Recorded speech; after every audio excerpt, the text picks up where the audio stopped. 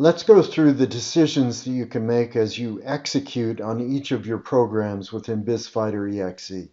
So let's go to Operations Reviews, and you can see the three programs listed. Let's open NL98, and within the decisions for this program, the Ongoing Decisions tab opens up when you first open the program.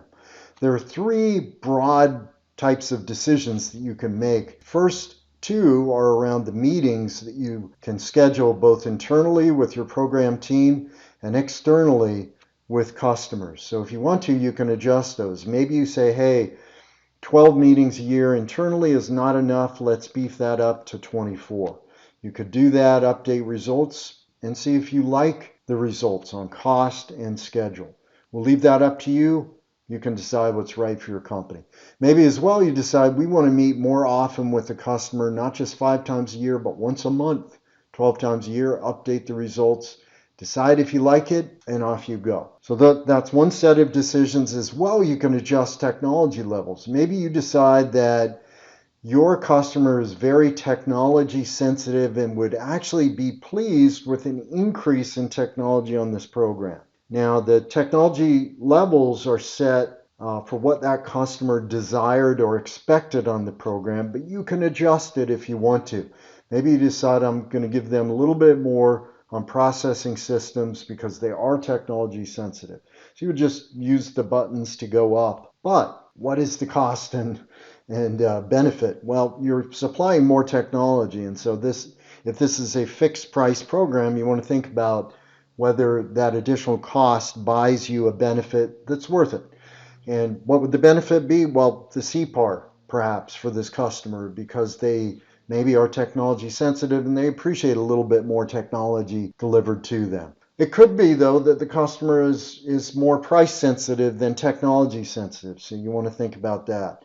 And maybe actually in that case, they wouldn't like more technology. They would actually appreciate a better price if it were a cost plus program, let's say. So maybe you would go down on that, lowering the cost that the customer pays on a cost plus.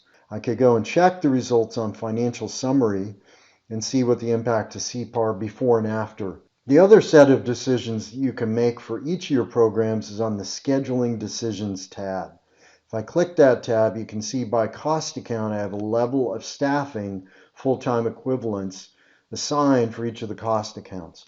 I can also work with my suppliers in terms of their schedule using these sliders. So if I look at now my cumulative schedule variance, I can get a sense for where I am both in the cost accounts internally at my company, but also where my suppliers are sitting relative to my schedule. And you can see that some of the suppliers are a little behind the schedule. Maybe I want to work with them to speed up their schedule, get more in line with what we're trying to accomplish, and I could move those sliders a couple of clicks. Let's see what happens, update results, and boom, you can see now this assembly supplier is more in line with the schedule that I've laid out on the program. I could do the same with my subsystem supplier, maybe 4 clicks, and see where that stands. They're a little bit too far ahead. Maybe we go down a click, update results. Now you've got your schedule a little more in alignment, at least from an execution standpoint. Those are the main decisions that you make by program.